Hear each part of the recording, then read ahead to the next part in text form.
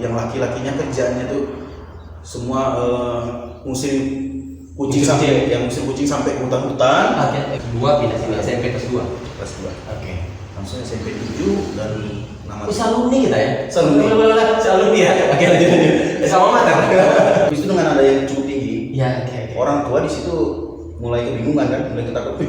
Kenapa yang berantem sama siapa kok katanya kan? Soalnya Kristen itu bagi lah banyak makan keluarga kita, jangan makan sama mereka lah, ini segala macam kan. Di posisi itu tuh aku merasa di umur segitu tuh aku udah merasa terdiskriminasi gitu bang. Aku sebenarnya kurang seret rasanya dengar bahasa mayoritas minoritas gitu. Terkesan ada yang membedakan, ada yang mensekat gitu. Si abai bisa jadi si abai itu bagi si B itu tidak baik. Walaupun dia sudah melakukan sebaik mungkin, bagi si B belum baik. Oke. Tapi benar, itu sifatnya menurut saya itu sudah mutlak.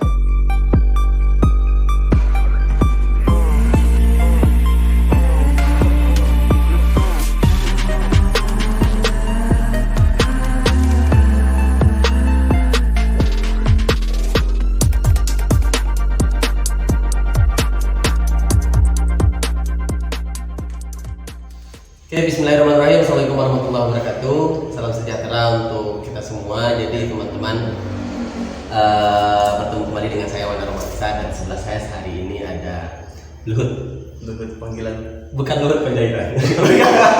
Misalnya opung itu lagi viral-viralnya, lagi di atas sekali nama beliau sekarang. Ya, itu apa ada hubungan begitu? Enggak. Mungkin Luhut itu biasa lumrah kan nama panggilan orang Batak. Itu nama lumrah. Ya, nama panggilan. Jadi kalau artinya si Luhut itu artinya semuanya. Ya. Oke. Jadi kenapa bisa dinamakan Luhut tuh ada juga sejarahnya gitu. Boleh. Ini Luhut ini ya. Pertama kenalkan dulu lah nama. Ada perlu dikenalkan. Udah tahu ini. Ya ini Luhut. Ya. Jadi ya sambil berkenalan lah. Kenapa Luhut tadi, boleh itu ceritakan dulu. Jadi kalau di KTP kelahiran itu Bandung bang.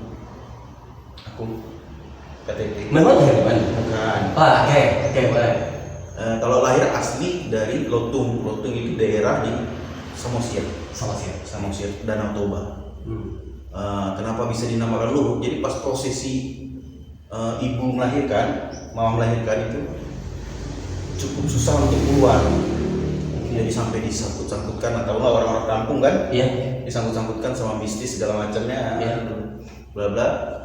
Habis itu satu kampung itu nama kampungnya itu Lumban desa lah istilahnya. Desanya Lumban. Desa Sitohang, desanya Marga Sitohang. Oke, marganya Sitohang. Nah, jadi rata-rata di situ ada silsilahnya Marga Sitohangnya lah. Iya. Mau istrinya, mau mamanya, mau Sitohang, itu ada silsilahnya.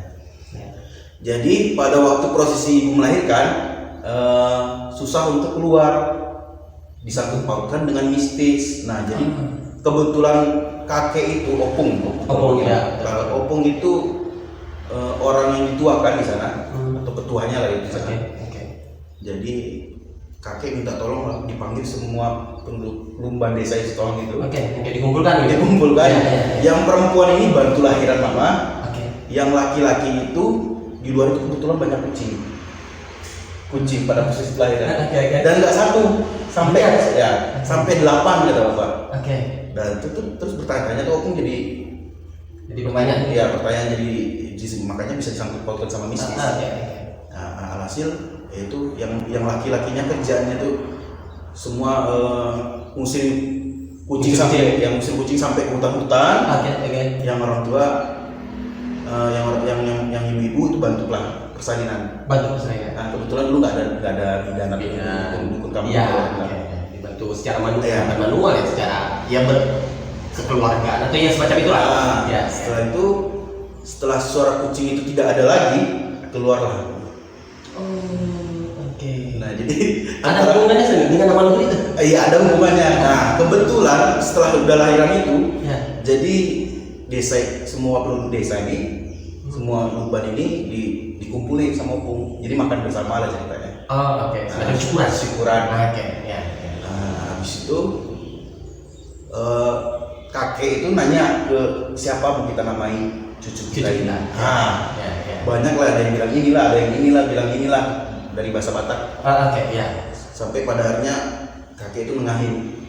Karena kita sudah bantu cucu kita ini melahirkan sama-sama, akhirnya ini cucu kita semuanya. Jadi kita kasihlah namanya ini Pahupuhita Sadulu. Nah, kalau bahasa Batak cucu kita semuanya. Luhut. Makanya ada nama Luhut. Oh, itu berarti nama asli di KTP Luhut? Ya, Heri Putra Jonathan Luhut Sitohang. Oh, nama aslinya Heri. Oh iya, saya baru ingat.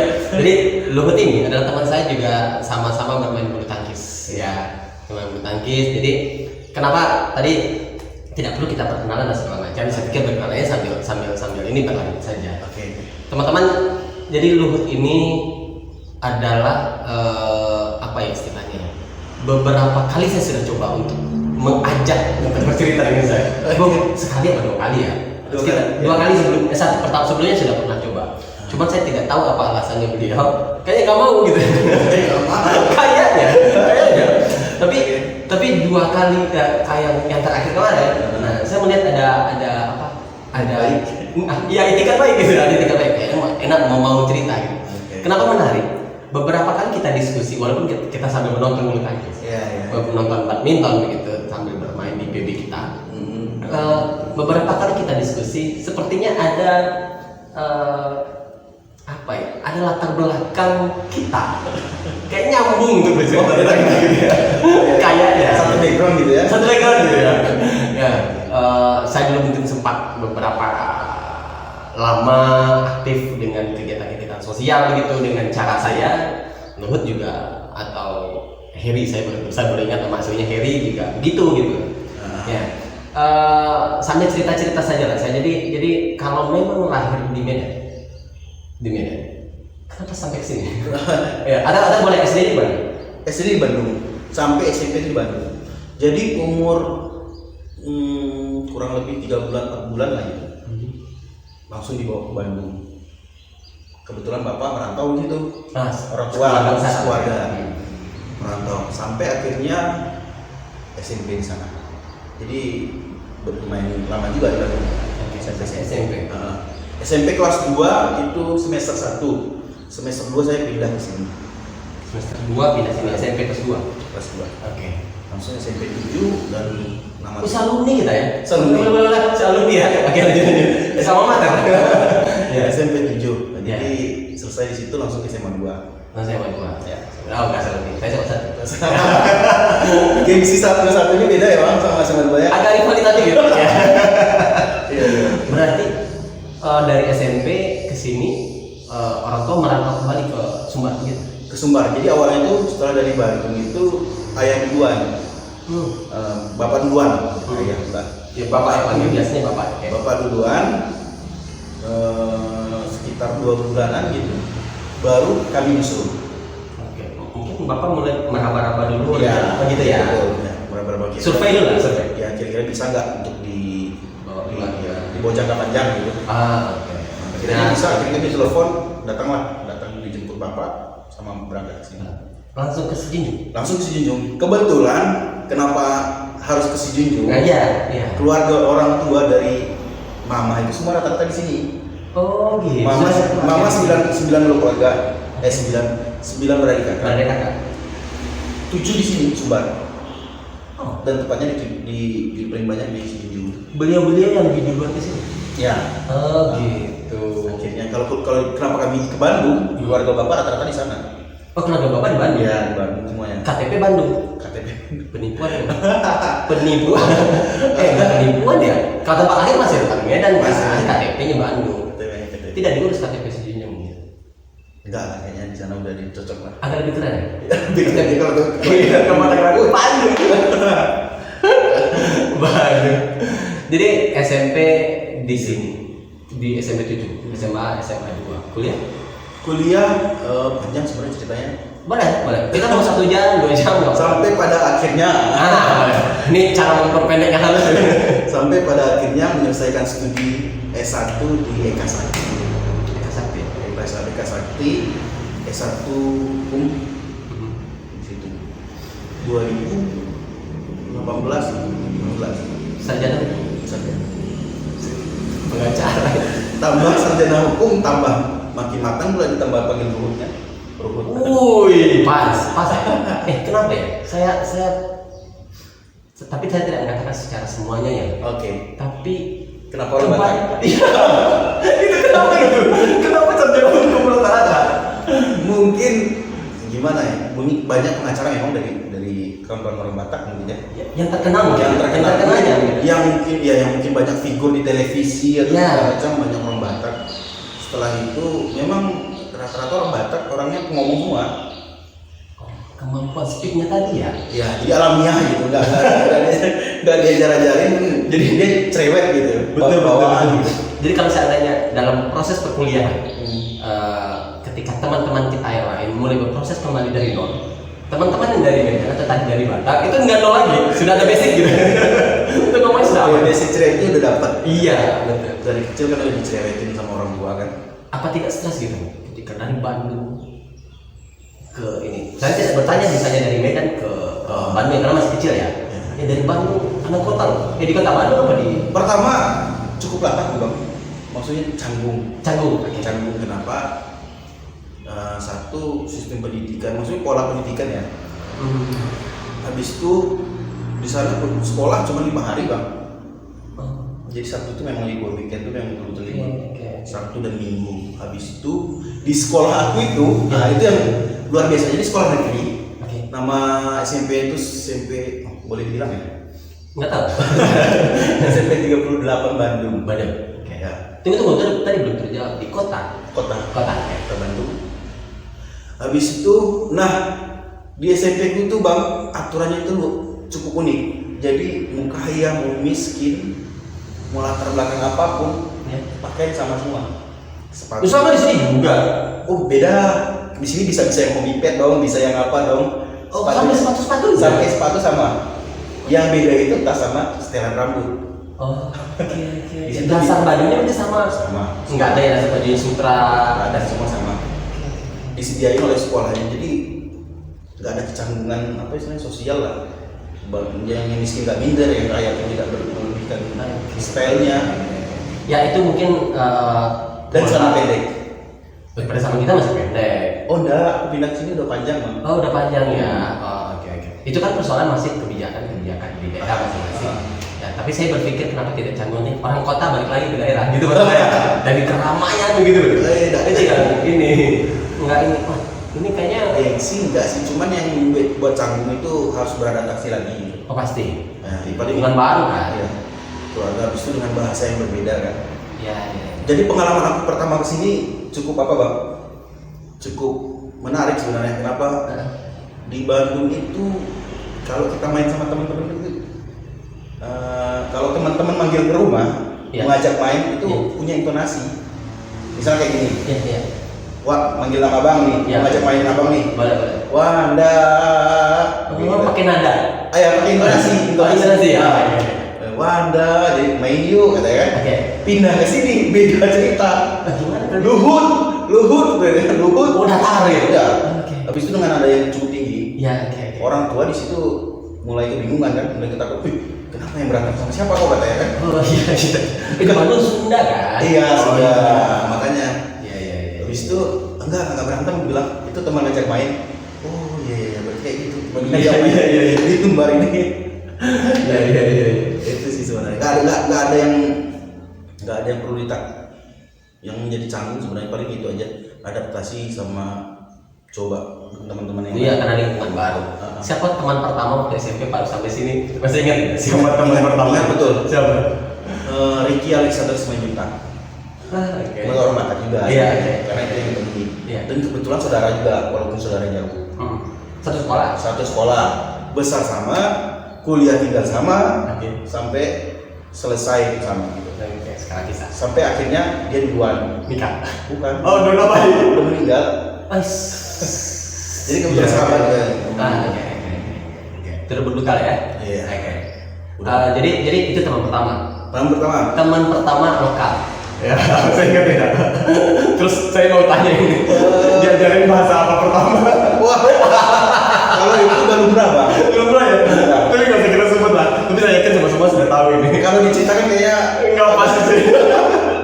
Saya juga. waktu kuliah itu ada teman dari Jakarta. Memang anak Betawi asli. Saya nggak tahu apa alasannya, saya lupa. Mungkin dia sudah cerita saya, tapi saya lupa. Kenapa dia ngambilnya di Fakultas Olahraga di Padang, begitu? Ya, dia dasarnya karate. Saya kuliah di olahraga ya, dia dasarnya karate. Nah, tetap kalau teman-teman dari luar yang diajarin bahasa Padang, tapi ya itu gitu. Kayaknya memang kayak gitu bang. Hal yang pertama harus kita tahu itu cakap gitu. Dan aku kecolongan di situ. Aku ceritakan tapi nggak aku bahasakan. Oke, boleh siap. Jadi aku lagi main di simpang dekat rumah. Oke. Duduk-duduk bareng. Jadi niat ini baik karena di Bandung itu kan ketemu orang yang lebih tua Menyapa. Di sini juga menyapa. Nah itu. Ya. Cuman teman-teman nggak nyapa gitu. Oke. Jadi aku tanya gimana caranya nyapa orang. Nah, jadi mama terbayang bang. Iya. Mama baru pulang pasar. Iya. Itu hari Kamis. Baru pulang pasar capek keringatan. Niat Aku bilang niat menyapa. Aku bilang kayak gitu. Iya. Nggak ada lagi. Selesai di situ. Tapi enggak, cuma mulut-mulut doang kan? Iya. Maksudnya kurang ajar temen tuh kayak gitu. Iya. Pasti mereka ketawa itu. Kalau ketawa. Itu sampai cerita bertahun-tahun tuh nggak selesai. Sampai sekarang pun jadi bahan cerita gitu. Iya. Setidaknya nanti ketika sudah mulai tua dan segala macam, nanti akan menceritakan itu dia nggak ada cucu. Buat teman-teman yang tidak tahu gitu, kondisinya Luhut adalah penganut Kristiani. Katolik. Ya, jadi kenapa saya ingin bercerita juga? Saya melihat, tapi ini pendapat pribadi saya. Semakin kesini, maksudnya gini, dulu urusan kita berbeda pandangan, berbeda pemahaman itu biasa-biasa saja. Tidak ada persoalan teman-teman di Katolik ataupun di Muslim. Apapun itu, berbeda pandangan biasa saja, tidak ada masalah. Enak gitu, mau berdiskusi, mau berdialog, berbeda pendapat, tidak ada masalah. Tapi sekarang orang semakin sulit untuk menghargai perbedaan. Iya. Saya melihat itu. Ya. Jadi saya yakin juga secara dalam kontekstual lingkungan hari ini kan bisa dikatakan sebagai minoritas ya. Maaf ini ya. Pasti juga memiliki beban itu. Dengan kondisi sekarang ya, bukan dulu enak-enak saja, tidak masalah. Karena saya juga bergaul dengan banyak teman-teman yang mungkin berbeda pemahaman juga, gitu loh. Lo merasakan itu tidak? Kalau aku sebenarnya enjoy aja bang, cuman memang kerasa dan ada beberapa hal sebenarnya itu yang menjadi mengganjal bagi aku pribadi ya. Cuman yang namanya kita masih sekolah dulu kan belum sampai kepikiran ke sana kan. Tunggu sebentar, ini sengaja ditutup karena tidak di endorse.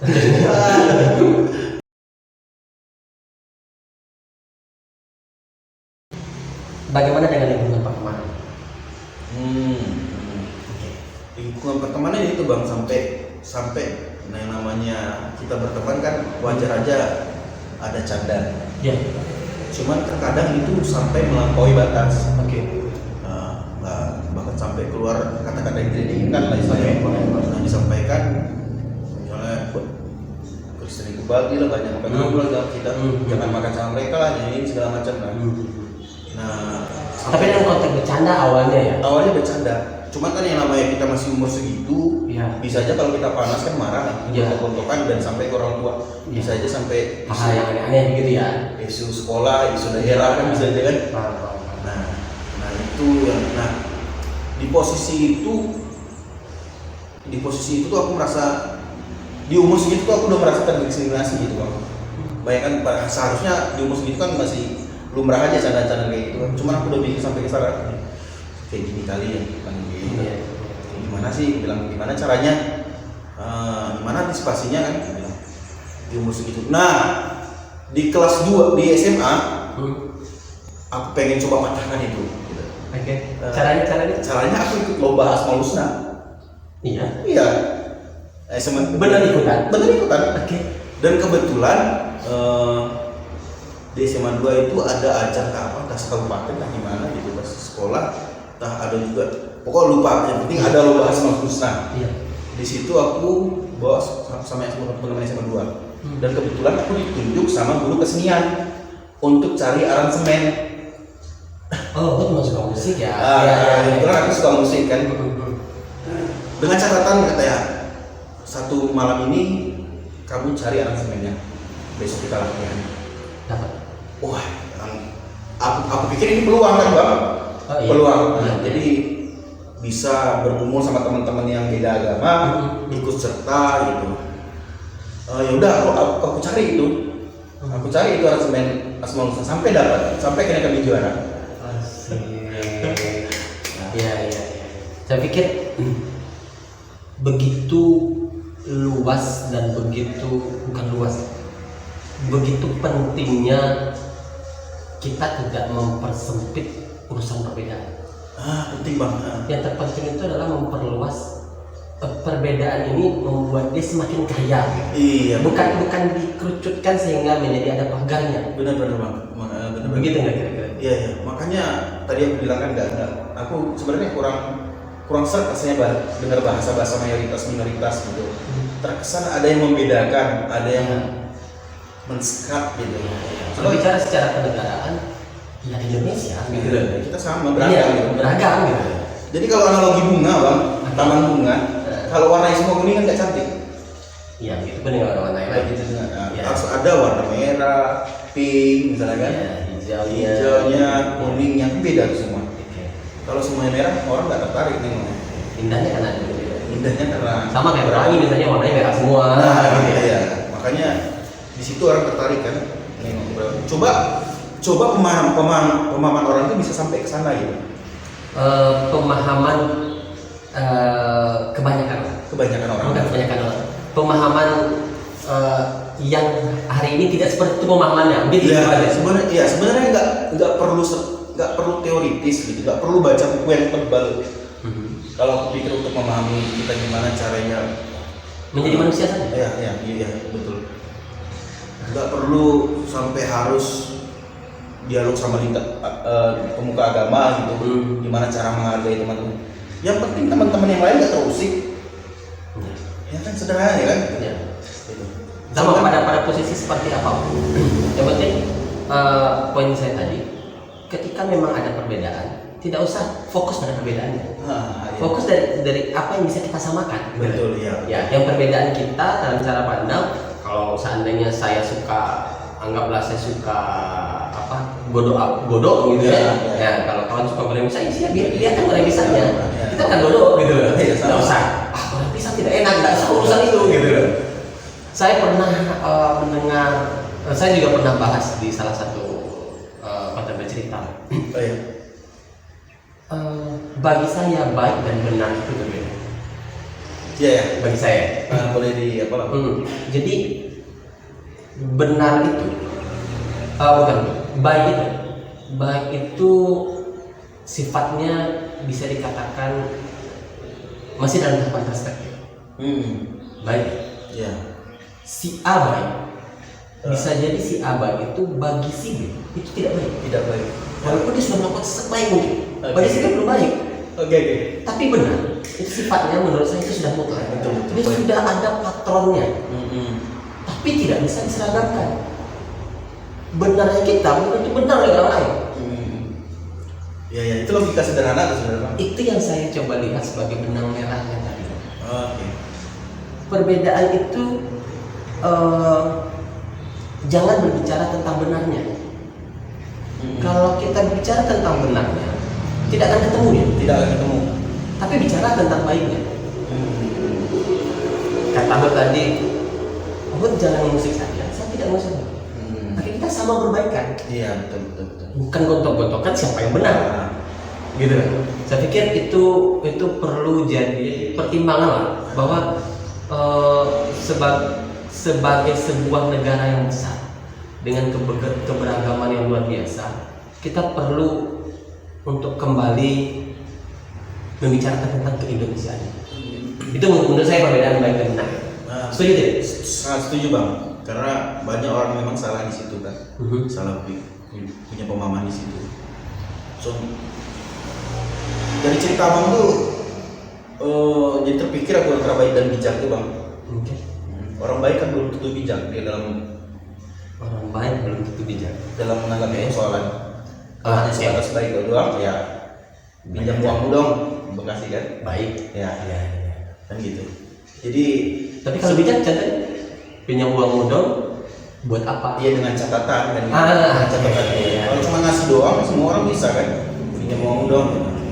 Nah itu pengennya semua ini maunya kan kita semua ini bukan hanya sebatas baik, tapi bisa bijak dalam bersikap, itu aja.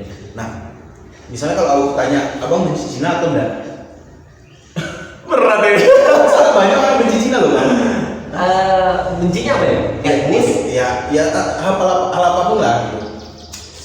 Aku nggak nanya dari dunia berdagang, nggak nanya, kok secara keseluruhan lah.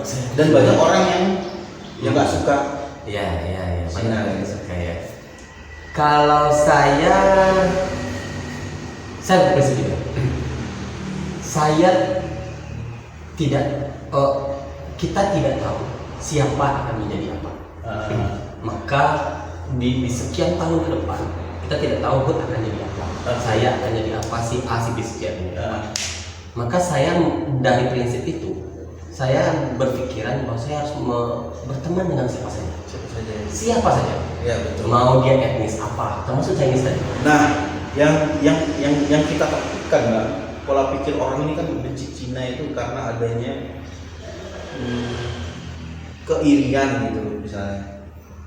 Ya, atau keirian atau ketidaksenangan antara kenapa aku kayak gini terus gitu. Mereka cepat kali kayaknya gitu kan. Nah, takutnya latar belakang kebencian orang terhadap agama itu berangkat dari situ. Benci. Ya, iri. Berangkat dari keirian itu tadi bang. Misalnya kayak gini, contoh sederhana. Misalnya di daerah pendatang, di satu daerah ada pendatang dan berjualan. Dengan kegigihan mereka punya ekonomi yang baik. Iya. Sehingga mereka bisa melampaui teman-teman yang lain. Maksudnya tetangga-tetangga yang lain. Di kampung tadi. Ya. Dan di daerah itu orang muncullah keirian. Kenapa dia kaya? Kenapa dia bisa cepat kaya?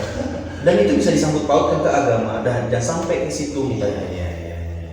Nah, jangan sampai kita berpikirnya kayak gitu. Makanya kenapa alasan orang benci? Aku tanyakan kenapa alasan orang benci ke Cina? Jangan sampai Karena ini kalau lihat orang Cina banyak yang kaya. Kita disibukkan dengan persoalan iri gitu. Kita karena tidak sering melihat saja banyak juga teman-teman yang beretnis Chinese yang juga tidak kaya. Banyak juga teman-teman saya yang maksudnya kita disibukkan dengan rasa iri. Berpikir kenapa sih mereka cepat kaya? Kenapa kita nggak mikir aku harus kayak mereka? Aku pengen tahu teknik mereka kayak gimana. Benar. Kita cara terbaik adalah belajar ke mereka. Nah, coba realitasnya sekarang kan kita disibukkan dengan perbedaan itu tadi bang. Kita beda sama mereka. Betul. Berpikiran kita tuh berputar sampai di sini. Jadi kita tidak berpikir untuk berkolaborasi. Gimana itu? Negara-negara lain bisa kok. Kenapa kita enggak kayak gitu? Sampai pada akhirnya mereka bisa maju. Letak toleransinya kan di sana.